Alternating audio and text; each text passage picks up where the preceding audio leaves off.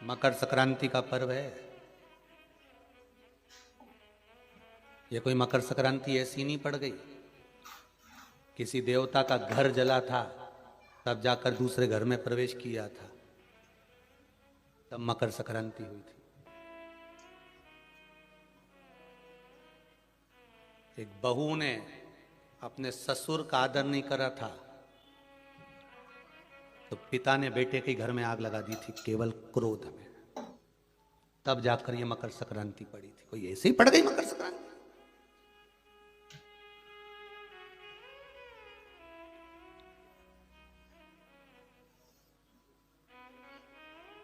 कह दिया आपने तो कि मकर संक्रांति का दान बड़ा प्रबल होता है, पर उस दान की महत्वता क्या है? हमारे शास्त्र क्या कर रहे हैं, हमारे पुराण क्या कर रहे हैं, हमारे वेद क्या कर रहे हैं? हम तो सुनते हुए आए भीष्म पितामह बाणों की सैया पर पड़े तो उत्तरायण सूर्य आने वाला था, इसलिए तब प्राण त्यागूंगा।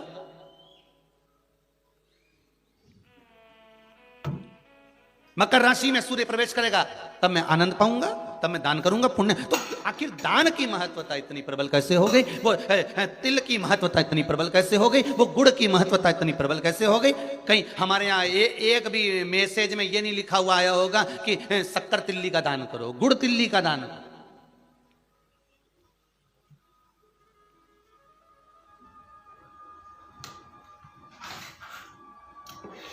ज्योतिष के हिसाब से तिल शनि है और गुड़ सूर्य है। ज्योतिष के हिसाब से तिल शनि है और गुड़ सूर्य है। कोई साधारण सा भाव नहीं प्रगटा है महाराज जी। इस मकर संक्रांति पर केवल लोगों ने कह दिया कि पतंग उड़ा लो, तो कितनी अच्छी बात है, हिंदू धर्म में कम से कम एक दिन दिया, उड़ा लो, जितनी मैंने उड़ाओ, पर एक ही दिन उड़ाना रहे और एक ही दिन काटना। बाकी के दिनों में ना तो किसी के बारे में उड़ाना और ना किसी की काटना।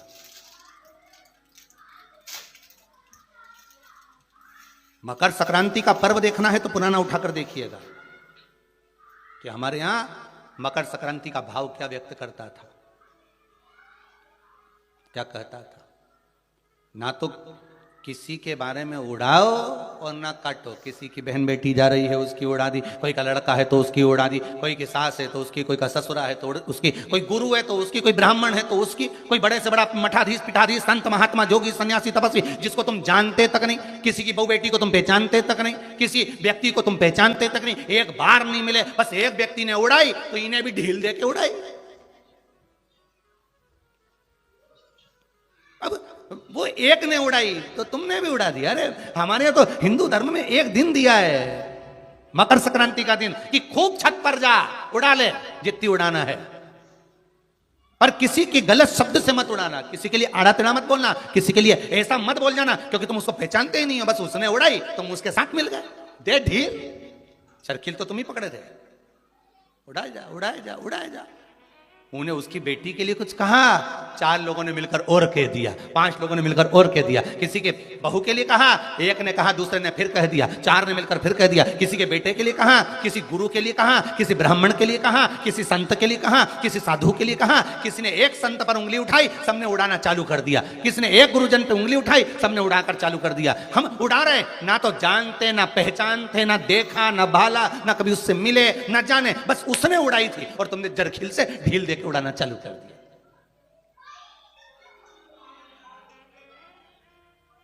अरे कितना हमारी भारत की भूमि को पहचानो तो रे भाई। ये वो भारत की भूमि है जहां मोहल्ले में एक दुकान लगी हुई है और एक दुकान की अगर बोनी नहीं होती थी तो दूसरी दुकान वाला अन्न नहीं खाता था। वो नियम अभी भी खत्म नहीं हुआ, अब मरे तक रह गया कि मोहल्ले में कोई मर जाता है तो मोहल्ले के लोग अन्न नहीं बनाते, खाते नहीं जब तक कि वो अर्थी नहीं उड़ जाता। पर आज के समय में तो वो भी गया, ये तो अंदर जाके समोसा निपटा लेता है। तो कहा आज के समय में कौन रुकता है? मोहल्ले में मरा, पर पहले नियम था कि एक मोहल्ले में जितनी दुकान होती थी उस दुकान के बाहर एक कुर्सी रखी होती थी। प्रत्येक दुकान के बाहर एक कुर्सी रखी होती थी।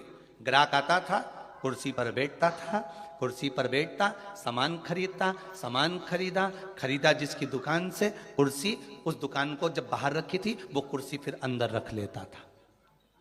अब जिसकी दुकान में कुर्सी अंदर चली जाती थी, उस दुकान पर अगर कोई सामान खरीदने आता था तो जो दुकान का मालिक है वो कहता था भैया ये सामान मेरे पास में नहीं है, सामने वाली दुकान पर है, वहां चले जाओ। सामान इसके पास रहता था पर नहीं देता था, क्योंकि इसको मालूम है कि मेरी बोनी हो गई है पर सामने वाले की बोनी नहीं हुई है, इसलिए वो कहता था सामने वाली दुकान पे मिल जाएगा, मेरे यहाँ नहीं है। जब वो सामने वाली दुकान पर जाता था, कुर्सी पर बैठता था, सामने वाला उस कुर्सी को उठाकर अंदर रख लेता था। फिर कोई उसकी दुकान पर जाता था, भैया ये सामान है क्या, तो क्या हमारे पास नहीं मिलेगा, वो तीसरी दुकान पर मिलेगा, उसकी यहाँ भेज देते थे कि वहां चले जा, वहां कुर्सी पर। क्यों? क्योंकि अगर हमारे लाइन में, हमारी पट्टी में, हमारे मोहल्ले में अगर किसी एक दुकानदार का अगर बोनी नहीं हुई, बिक्री नहीं हुई, तो फिर हमारा भोजन करना व्यर्थ है। ये हमारा हिंदू धर्म था, ये मेरी भारत भूमि का गौरव था। और एक आज का जमाना, जो मिल जाए जितना मिल जाए निपटा लो, फिर मौका मिले कि नहीं मिले। आज के जमाने में बस निपटाओ, अपन तो काटो, दे के काटो।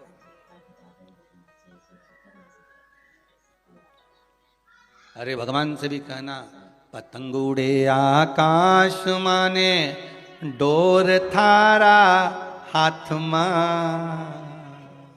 ओ वल्लभ मारी पतंग ऊंची राख जो। श्री जी बाबा मारी पतंग ऊंची राख जो, गोवर्धन बाबा मारी पतंग ऊंची राख, ओ भोले बाबा मारी पतंग। भगवान से प्रार्थना करो, और दिया एक दिन भगवान ने, उड़ा लो जितनी उड़ाना है।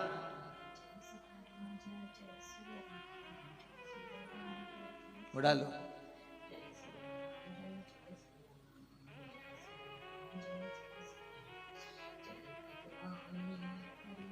महाराज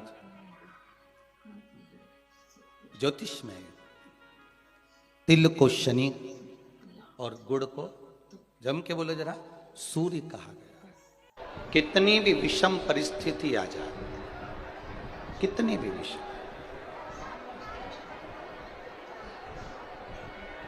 उस विषम परिस्थिति में केवल एक नारी, उस विषम परिस्थिति में केवल एक स्त्री, उस विषम परिस्थिति में एक स्त्री, एक नारी एक ऐसी होती है जो उस विषम परिस्थिति में, चाहे वो आपके घर की माँ हो, आपके घर की बहन हो, आपके घर की बेटी हो, आपके घर की धर्म पत्नी हो, आपके घर की बुआ हो, आपके घर की काकी हो, आपके घर की नानी हो, आपके घर की दादी हो, कोई भी आपकी विषम परिस्थिति में जब सामने विषम परिस्थिति आकर खड़ी होती है, उस जगह पर अगर कोई मार्ग ना सूझे, उस जगह पर अगर कोई मार्ग ना मिले, कोई मार्ग आपकी बुद्धि में आ ही ना रहा हो, तब घर की नारी के पास में, घर की स्त्री के पास में 5 मिनट बैठो और उनसे अपने मन की बात कहो, जरूर कोई ना कोई हल निकल कर सामने आ ही जाता है। कोई ना कोई हल जरूर आए,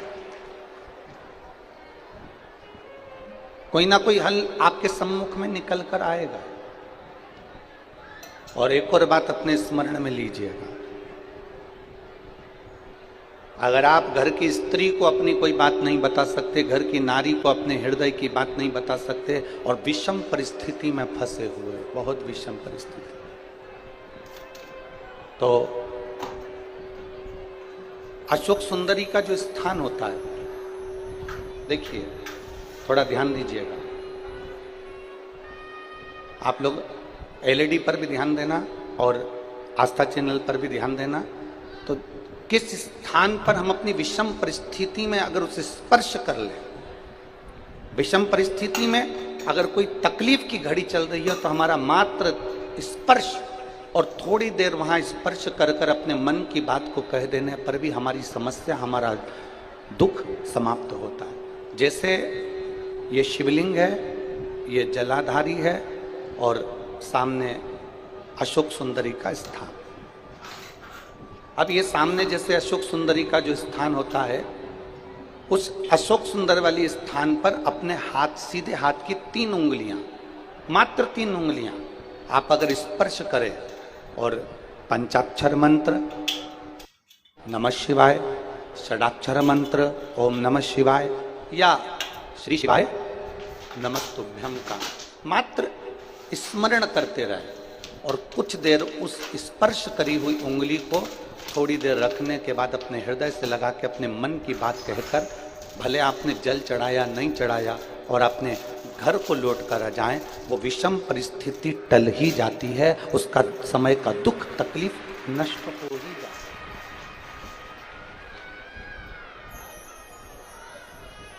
वो एक विषम परिस्थिति को टालने का स्थान है।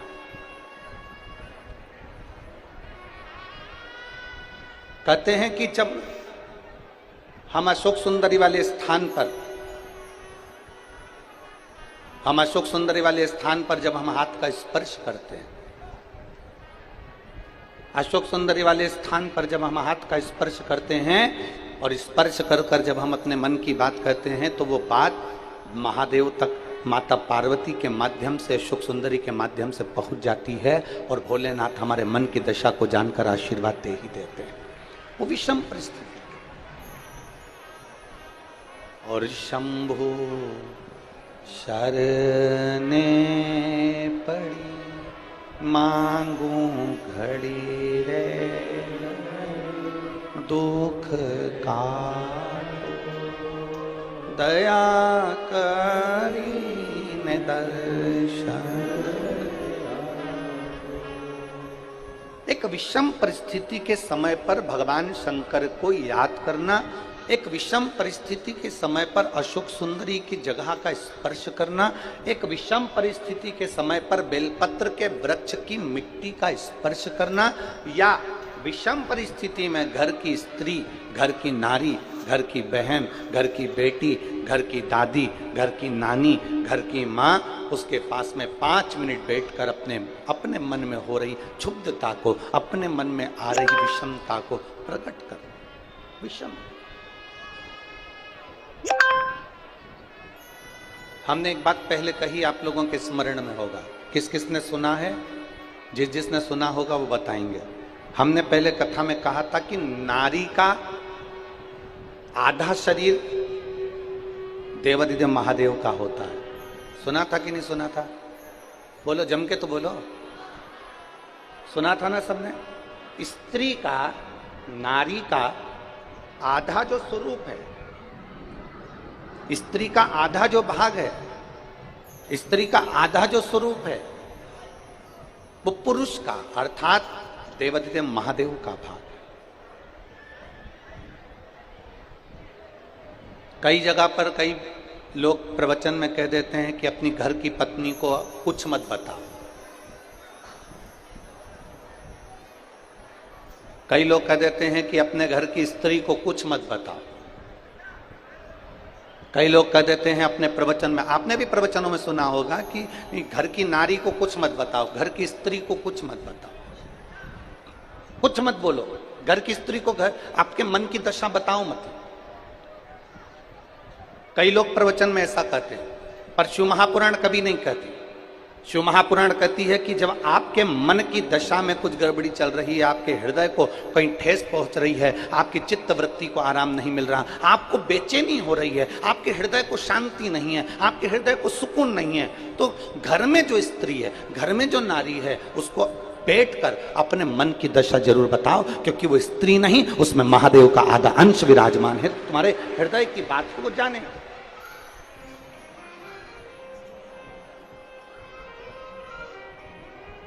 आपके हृदय की मनोदशा को वो पहचाने, आपके हृदय की बात को वो जानने का प्रयास करे, उसको कहो। जिस समय दुख की घड़ी चल रही हो, तकलीफ की घड़ी चल रही हो, कष्ट की घड़ी चल रही हो, बहुत तकलीफ हो जीवन में चल रही हो, बहुत तकलीफ जब जिंदगी में चल रही हो, उस समय पर 2 बेलपत्र और 2 पुष्प,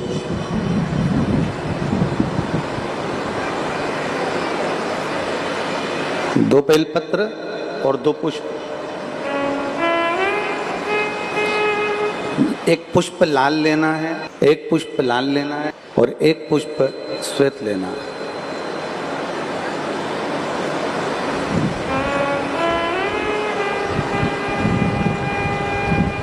जो लाल पुष्प वाला बेलपत्र है उसको अशोक सुंदरी वाली जगह पर समर्पित करना।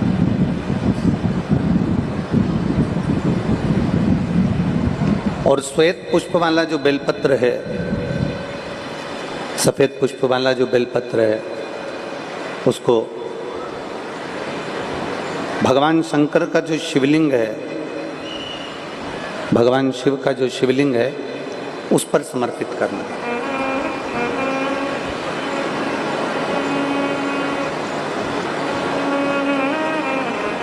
एक जो लाल बेलपत्र, लाल पुष्प का जो बेलपत्र है, लाल पुष्प वाला जो बेलपत्र है,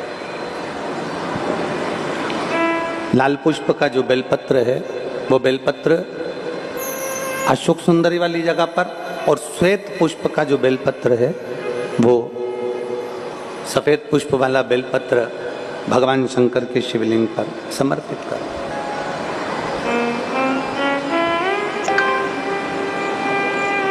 अपने दिल की कामना अपने मन से बाबा से प्रार्थना करो, अपने हृदय से भगवान शिव को कहो और दिल से देवाधिदेव महादेव को कह कर आओ, दिल से, हृदय से।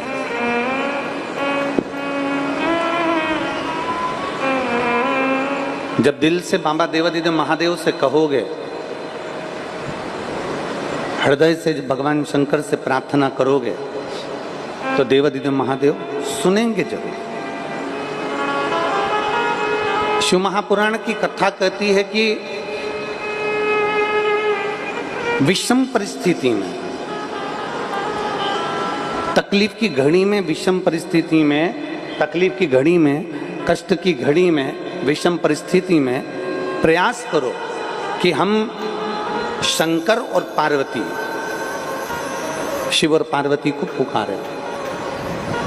विषम परिस्थिति हम भगवान शंकर और पार्वती जी का स्मरण करें। विषम परिस्थिति में हम देवाधिदेव महादेव और माता पार्वती का स्मरण करें। कई लोग कहते हैं कि गुरुजी हम शिव जी को जल चढ़ाते हैं और देवाधिदेव महादेव को जल चढ़ाते हैं, तो क्या पार्वती जी को भी जल चढ़ाने जाना पड़ेगा? पार्वती जी को भी जल चढ़ाने के लिए जाना है? शिव महापुराण की कथा कहती है, आप अगर हृदय रखकर जड़ ध्यान देंगे, जैसे ये शिवलिंग है, ये जलाधारी है, और अगर आप हृदय रखकर, जब हम देवाधिदेव महादेव को जल चढ़ाते हैं, शंकर जी को जल चढ़ाते हैं, और वहीं जल चढ़ाते चढ़ाते आप अशोक सुंदरी वाली जगह अर्थात माता पार्वती जी का हस्तकमल और अशोक सुंदरी वाली जगह पर भी अपने जल को थोड़ी सी धार लगा देते हैं, तो शंकर और पार्वती दोनों को ही वो जल समर्पित हो जाता है। वैसे तो शिव महापुराण की कथा ये कहती है कि केवल एक देवाधिदेव महादेव को जल चढ़ा देने से, शिव महापुराण की कथा कहती है केवल एक देवाधिदेव महादेव को जल समर्पित कर देने से 33 कोटि देवता, चाहे फिर उसमें गणेश जी हों, कार्तिकेय जी हों, जगदम्बा अम्बा हो, चाहे नवग्रह देवता हों, चाहे पंचलोकपाल हों, षोडश मातृका हों, 64 योगनियाँ हों, सारे देवी देवता उस शंकर भगवान के शिवलिंग में विराजमान हैं। तो शिव महापुराण की कथा कहती है, जब हम एक लोटा जल, जैसे हमने दूसरे दिन की कथा में एक बात कही थी कि अपने पितृदेव, अपने कुल देव, अपने ग्राम देव, अपने स्थान देव, अपने नगर देव, किसी भी देवता का अगर हम स्मरण कर रहे हैं और हमको नहीं मालूम कि हमारा कुल देवता कौन है, हमें नहीं मालूम हमारी कुल देवी कौन है, हमें नहीं मालूम हमारे पितृ कौन है, हमें नहीं मालूम कि हमारे स्थान देवता कौन से हैं, हमें नहीं मालूम कि हमारे खेड़े के देवता कौन से हैं, तो शिव महापुराण की कथा कहती है एक लोटा जल जब हम देवाधिदेव महादेव को समर्पित करते हैं तो सारे देवताओं को वो जल प्राप्त हो जाता है और सारे देवता मिलकर हमारा कल्याण कर देते हैं।